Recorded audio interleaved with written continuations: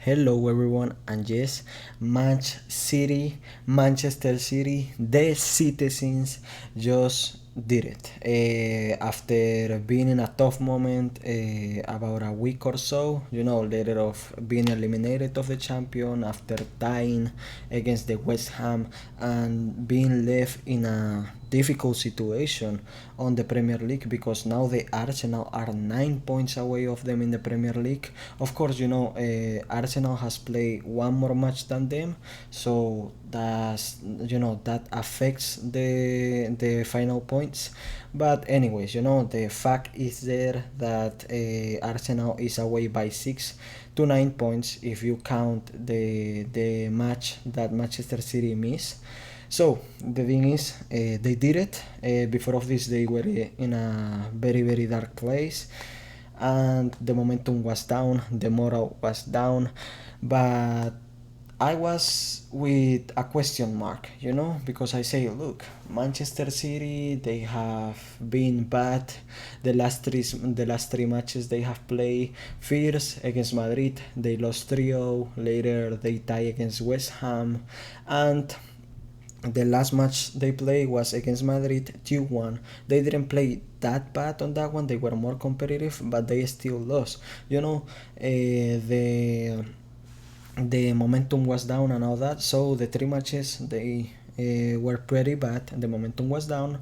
All of that, I don't know why I keep repeating myself on that about the momentum and all that, but the momentum was bad, moral was down.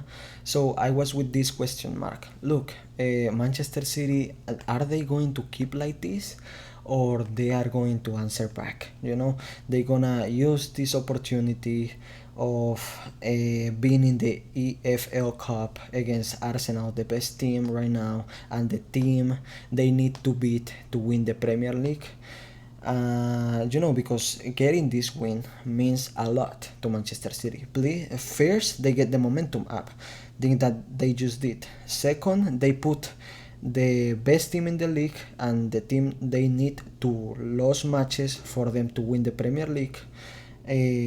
Arsenal, they need to Arsenal needs to lose, and what better than that than Manchester City to beat them in the EFL Cup and bring that momentum down, put them down just like Madrid did with Manchester City. So I was with that question mark. When I put the match, I was like, okay, the first half it was really tight. At the beginning, it was really great because the keeper of Manchester City, Trafford, he did a triple save. I think the three. No, I don't remember what player make the shot. Of the Arsenal part, but what I remember it was that triple save of Trafford. That of course means a lot because if Arsenal scores first in a big stage like a final, and Manchester City was doing really bad at the beginning. Well, they weren't doing really bad at the beginning of the match, but the thing is, the moral and momentum, all that, they were in a bad move. Imagine if Arsenal scored first, and that mood was going to get more down, and most possible thing the result was going to be different. But Trafford, he did an incredible three saves. First one was with the hands, later other one with the hands, and later one with his feet or something like that, if I don't remember wrong. Later of that, the first half was really tight. Both of the teams were running around across the field. Manchester City had the ball, they were slow with the possession. Arsenal was a little bit more quick. Both teams were attacking and both teams were defending really well. The thing is, in the second half, it was completely a switch for Manchester City, because later of that the citizens start playing an incredible high level. They were the underdog, but they stand their ground in the first half. But in the second half, of course, that changed. Even after all the bad moments and they're being the underdog, they showed dominance and really play incredible smart football. Of course, by the hand of Pep Guardiola, which is the first coach that in history, to add to his resume of the great one of the greatest coaches of all time, Pep Guardiola is the first coach that wins the EFL Cup 5 times. So, of course, congratulations to Pep.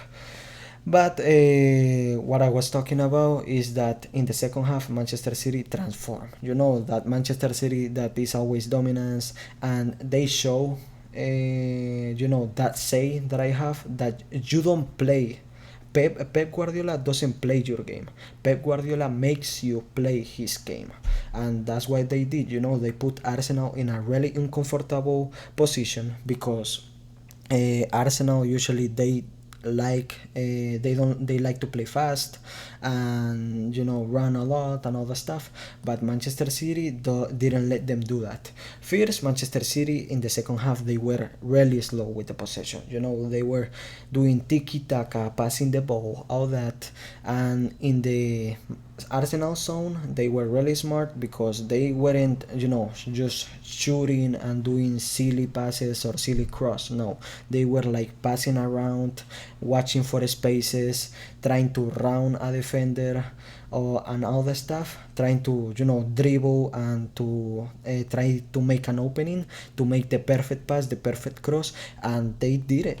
The first goal in the second half was by Nico Orelli. Later of all that, a slow motion passing and game of Manchester City, they find the goal. They go inside the box of the keeper. No, sorry, not the keeper, but they go inside of the big box. They do like a cross, a perfect cross, and later boom. What happens is that Kepa he tried to grab the ball, but he couldn't. Unfortunately, he didn't grab the ball properly, and Nico Orelli just put the ball in the net with his head. Later of that first goal, 5 minutes later, 10 minutes later, Manchester City keeps doing the same thing. Bam, bam, bam, passing, playing really slow, find the perfect cross again, and boom, Nico Orelli with his second goal. He goes, get the cross with his head, and boom, Kepa nothing to do again.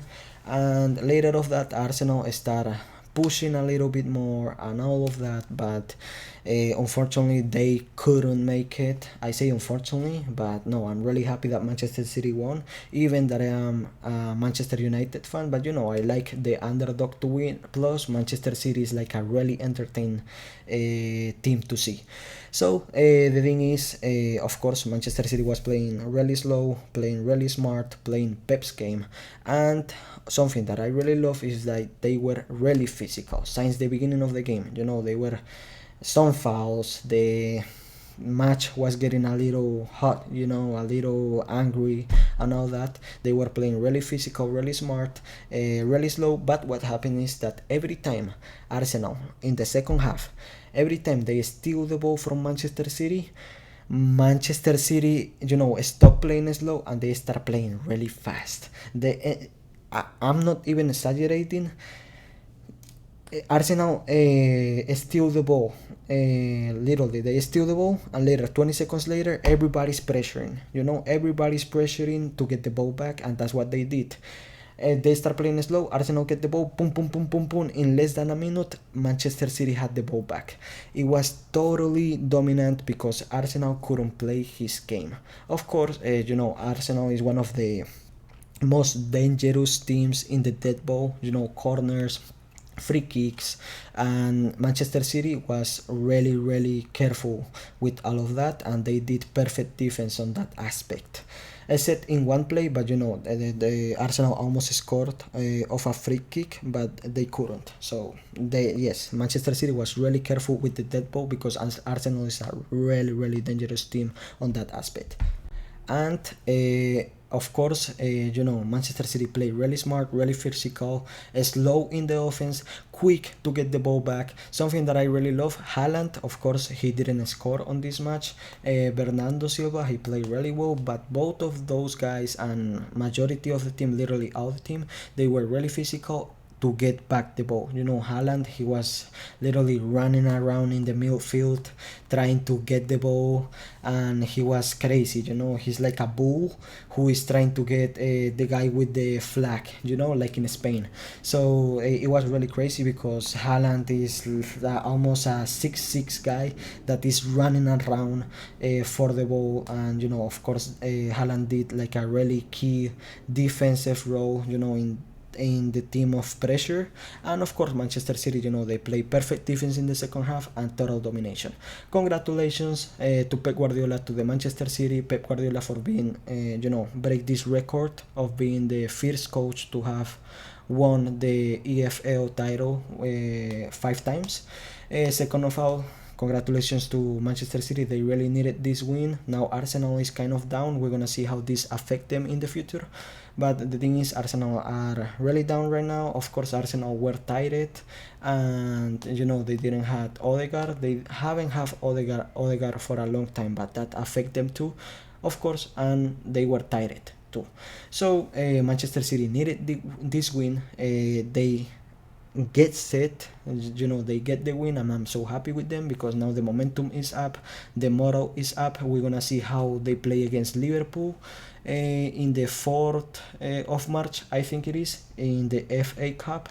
And look, a very quick summarize of the situation of Manchester City now. They have the momentum up. They just won this trophy, EFL Cup. They can still fight against Liverpool quarterfinals for the FA Cup, and if Arsenal start losing, they can fight for the Premier League too, because by the way, in 2 weeks or in 3 weeks, Arsenal versus Manchester City, that's gonna be a game. I don't know when, but it's gonna be like in 2-3 weeks. So Manchester City has to build good momentum of this win to be prepared for Arsenal in their next match.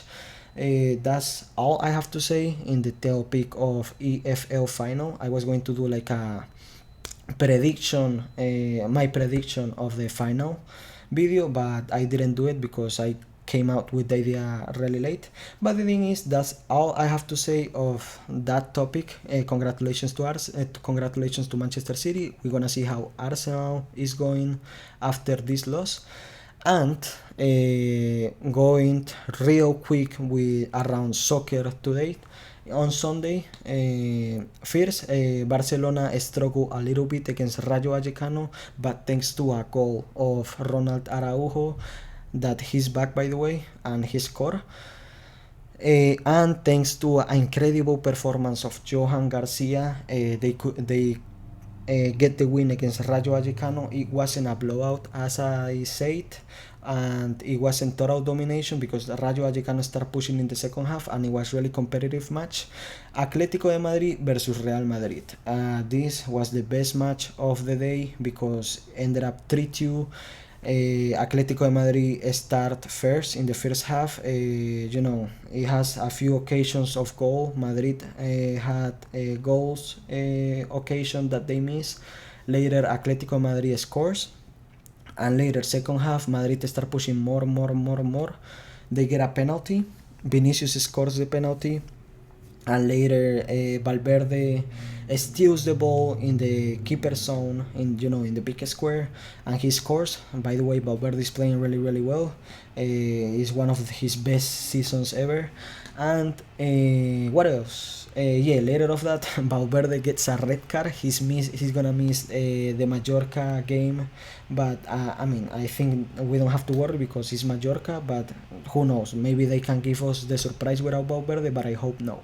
And of course I was really scared because later this guy, the Argentinian guy who plays like right wing, the defensive right wing, he goes and scores a crazy goal. The second goal, he scores a crazy goal, like he controls the ball really well and really far for outside of the square, like really far. He goes, boom, power shot, and scores.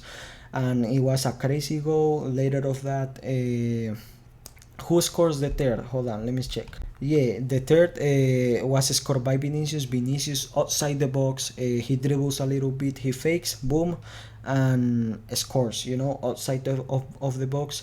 Big performance for Vinicius today. He was the MVP for sure. Mbappe and Bellingham. Mbappe plays the last 30 minutes of the game. Bellingham, I think he just played 15-20 minutes. So the thing is, good news for Madrid. First game 1-0, Barcelona won. Second game I was Manchester City versus Arsenal 2-0. Manchester City needed this win, really good for them. I'm happy for them. And of course, Madrid, you know, I'm a Madrid fan. I got scared. I thought we were going to lose. We were going to lose La Liga, but Madrid did perfect performance, and I'm really happy. And it was really entertaining match. I hope you guys see it and had fun. If no, don't miss the next one, brothers. And that's all I have to say. That's all around football until this day, and stay tuned because I'm gonna make some other videos. I see your comments down below for more recommendations and all the stuff. And by the way, thanks for the guy that subscribed to my channel. I cannot see it like in the YouTube doesn't let me see it. I don't know why, but yeah, thank you for subscribing. You know, all those things gave me motivation, and I have like 2-3 likes around the 5 videos that I already post. So thanks to the people that like and subscribe, that give me motivation. Thank you for liking my work. And if you guys have any tips, any recommendation, I see you down below in the comments. And yeah, that's all I have to say. Thank you for watching, and stay tuned for football, and please have a good day.